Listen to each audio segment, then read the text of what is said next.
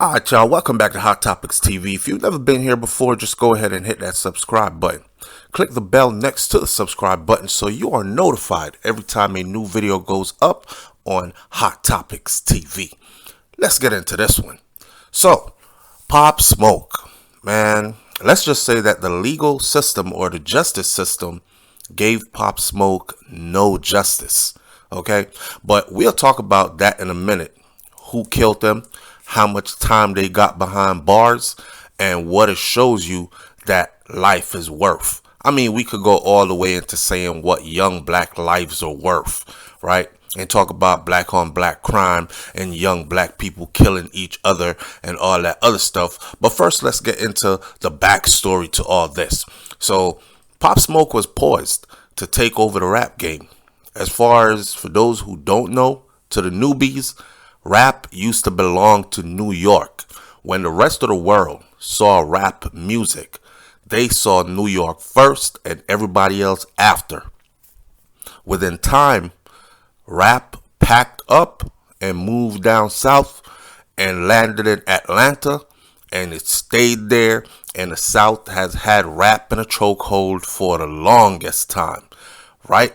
So, out of that, everybody was like, yo, nothing going on for New York. New York lost it. We need to get back on the map. We need to take it back. We need this one artist that can put us back on the map. And guess what? That one artist was about to be Pop Smoke. Yeah, never since 50 Cent was another more prolific artist that just stood out and carried a wave with him. Pop Smoke was that person, and he was on his way, but Pop Smoke was young, and Pop Smoke did not understand certain politics in certain places. You know, when you young and dumb, and I'm not no disrespect to Pop Smoke, but young and dumb meaning you young, but you don't know. Let's use the word naive. You don't really know what's popping in them streets, but nobody can tell me nothing, because I'm 20 years old and I know everything. Anybody who's 30 years old right now, 30, or 40 years old right now, 40, they probably look back at their 20s and be like, man, I was dumb as shit. I really thought I knew it all.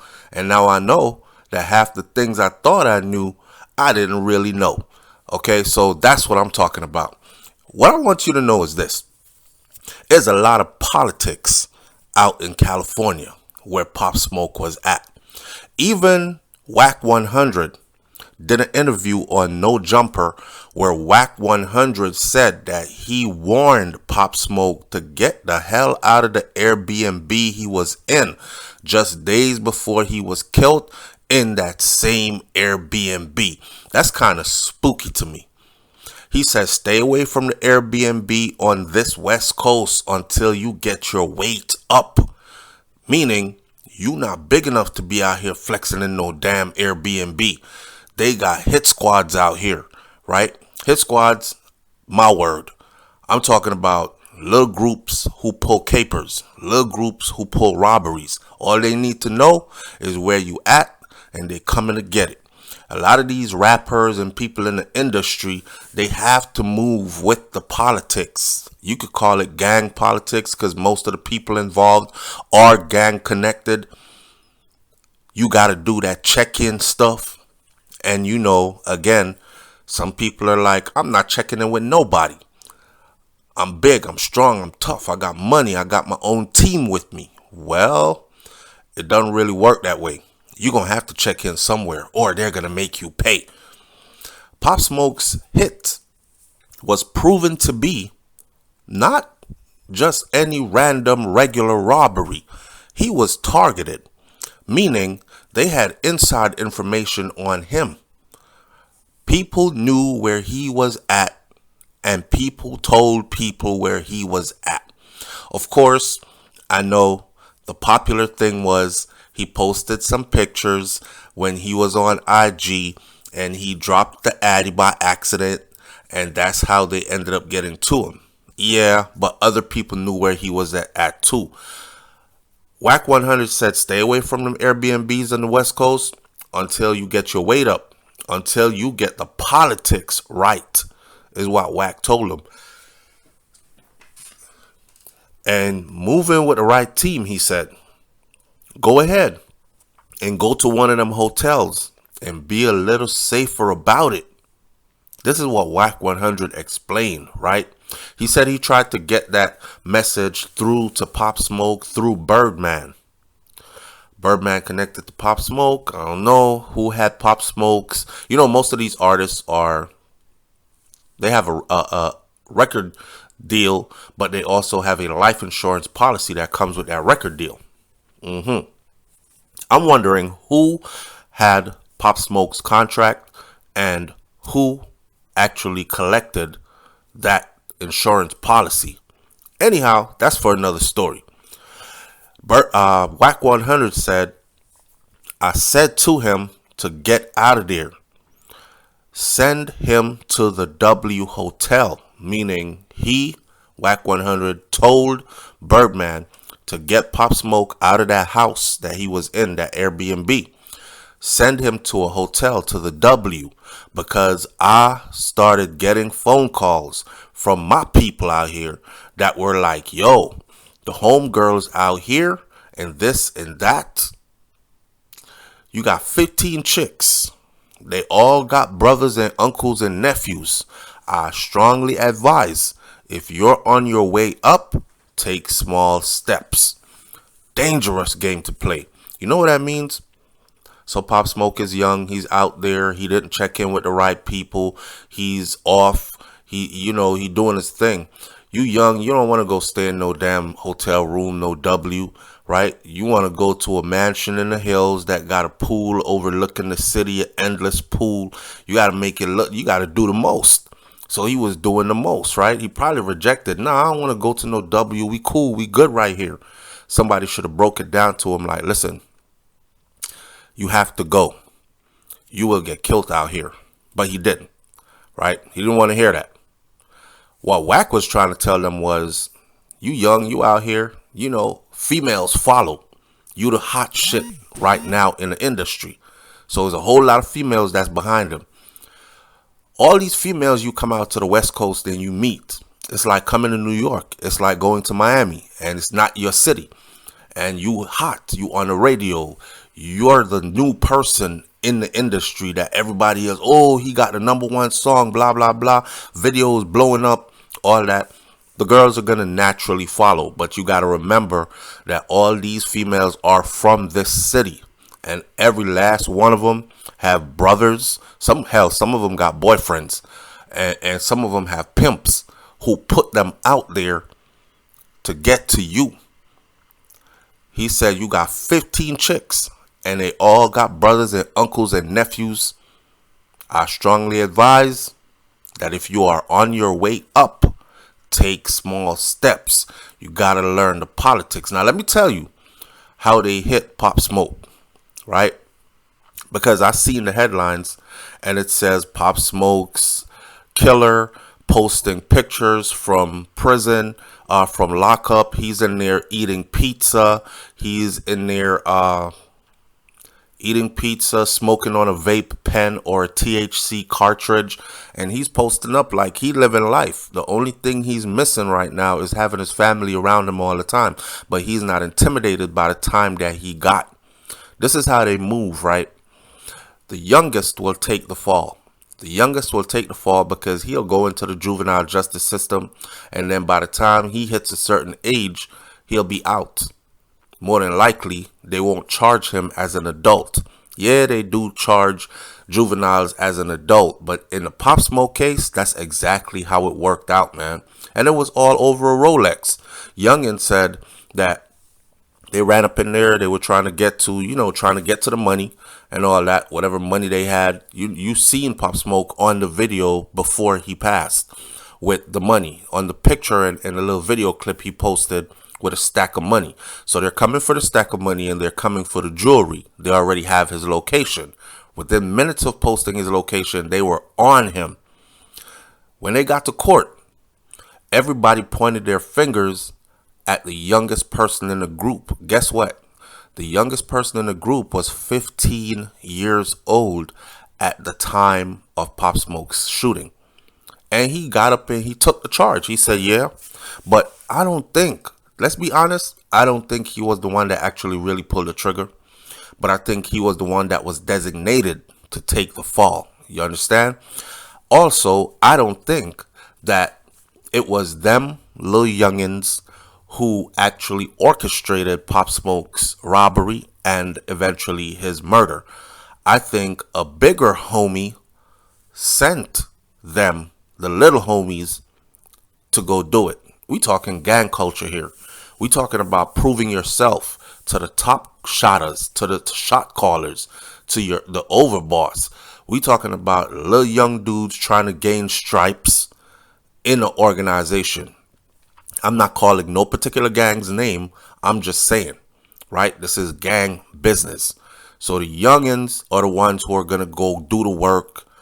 Time to prove yourself, put in the work, and they sent them out there, which tells me, just like how Wack 100 was saying, he already knew where Pop Smoke was at. He already spoke to him. He was telling him, you got to get out of this Airbnb, go to the W. And then he went and tried to tell Birdman to get to Pop Smoke, to get the hell up out of there, put him in the Airbnb. And he warned him about the females that was around him. You got 15 females. All them females have uncles, cousins, and brothers out here. You got to stay low until you get to know the politics of how out here runs and all that. Just like how Pop Smoke knew, just like how Wack 100 knew, other people knew as well where he was at. Other shot callers, other people that are heavy in the gang shit that had soldiers under them knew where he was at, and one of them sent their soldiers out, and their soldiers came out. 18-year-old man confesses to killing the rapper Pop Smoke in Hollywood, in a Hollywood Hills home. That was the latest from Entertainment Weekly on MSN.com, right? An 18-year-old man who was charged in the death of Pop Smoke confesses to fatally shooting the rapper in juvenile court on Friday, as it was printed in the Los Angeles Times report. He got up in court and he confessed at 18.